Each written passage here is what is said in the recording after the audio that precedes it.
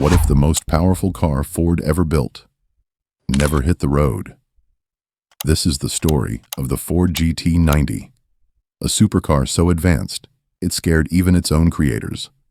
A beast born in secret, unleashed for one moment, and then vanished.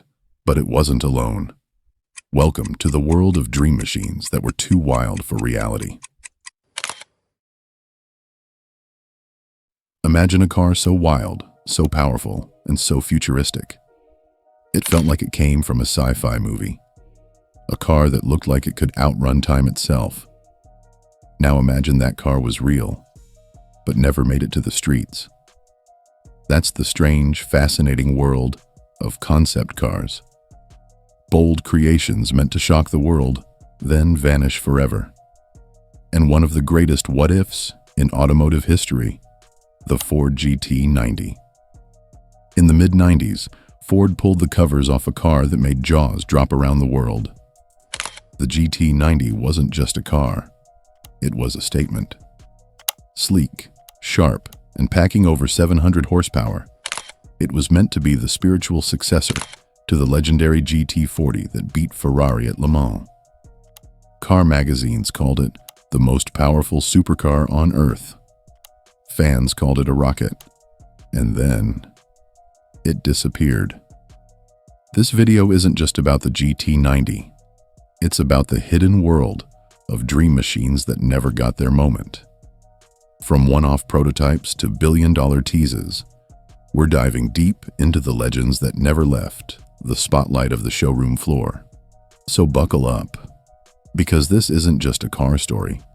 It's a story of ambition, failure, and the cars we still dream about today. And at the heart of it all is the Ford GT90, the supercar that was too wild for the real world. Concept cars are like dreams on wheels. They're not made for traffic, commutes, or even the dealership. They're made to turn heads and spark imaginations. But why would a car company spend millions on a vehicle they'll never sell? Simple. Attention. Concept cars grab headlines, light up auto shows, and tell the world what a brand could do. Sometimes, they test wild tech that's years ahead of its time. Other times, they're design experiments that help shape future models. But more often than not, they're rolling fantasies, made to impress, not to last. Automakers use them to feel out public reaction or to flex their creative muscles. And once the show is over, most are quietly locked away, scrapped, or hidden in a vault. The Ford GT90 was different. It wasn't just a show-off car. It was a challenge. A message to Ferrari, Lamborghini, and Bugatti. We can go faster, louder, and bolder. But even as it wowed crowds, it carried a secret. It was never meant for mass production. That's the double-edged sword of concept cars. They give us a glimpse of what's possible, and then disappear before we can touch it. In 1995, Ford decided it was time to shake the world again. They wanted a modern icon, a spiritual successor to the GT40 that had once humbled Ferrari. So they formed a secret team of just 8 engineers under Ford's Special Vehicle Operations. Their mission? Build the ultimate supercar, and they did, in only 6 months.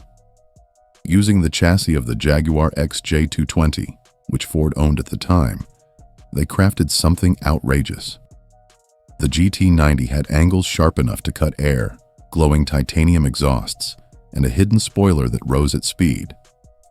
Its look was futuristic, but its soul was old school. All muscle, no compromise. But this wasn't just about performance. It was about pride. Ford wanted to show it still had fire in its blood. The GT90 wasn't built for racing or production. It was built to prove a point, that American engineering could dream just as big, and sometimes louder, than Europe's finest. When the GT90 hit the Detroit Auto Show, jaws dropped. It didn't look like a car. It looked like a spacecraft. Ford's new Edge design philosophy exploded across its body. Razor lines, geometric panels, and aggressive edges that challenged the curvy norm of the 90s. It was bold, daring, and undeniably futuristic. The front featured a thin slit of a grille and hidden headlights. The sides swept back with angular precision, and the rear was pure fire, literally, with 4 glowing exhausts beneath a glass engine cover. Inside, the cockpit felt like a stealth jet. Digital gauges, minimal controls, and deep bucket seats. But it wasn't just style for style's sake. Everything had a purpose: to channel air, reduce drag, and increase downforce.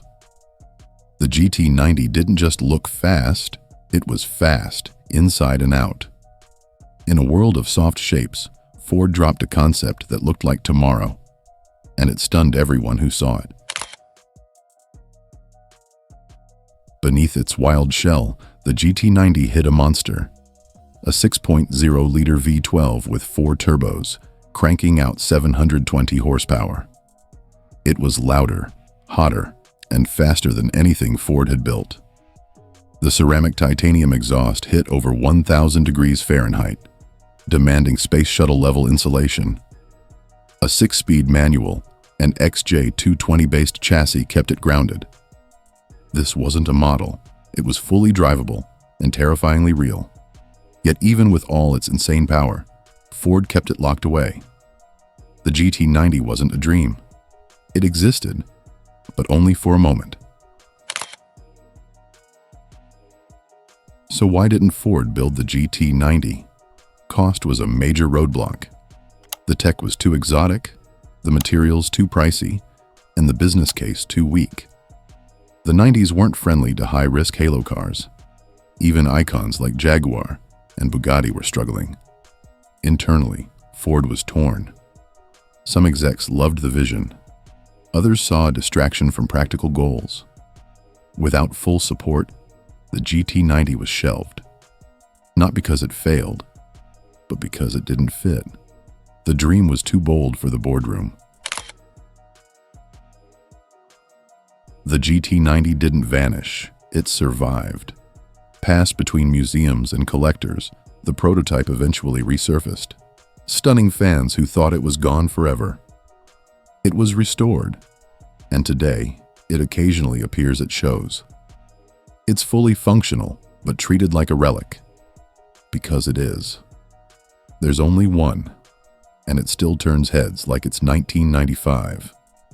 Seeing it in person is like spotting a unicorn. Proof that legends don't always die. They just wait for the spotlight again. The GT90 isn't alone.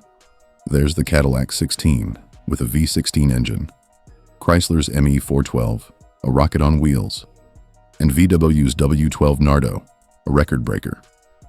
Each one teased the future and vanished.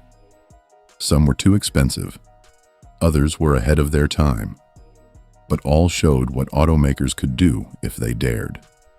Though they never reached dealerships, their impact remains. In design trends, tech experiments, and every car lover's dreams. Concept cars fade, but their echoes stay loud.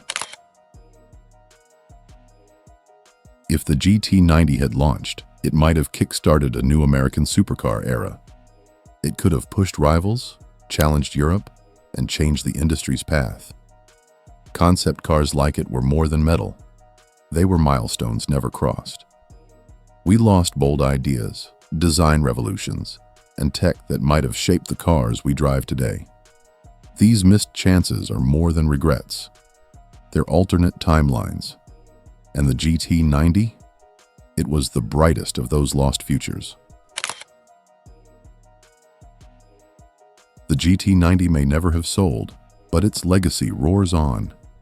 It starred in video games, inspired future Ford designs, and proved American automakers could still dream big. It wasn't just a car, it was a feeling, a spark of creativity that defied convention. Its absence made it mythical, and its memory still fuels fan passion.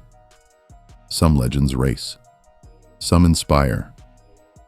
The GT90 did both, without ever hitting the road. And that's what makes it unforgettable.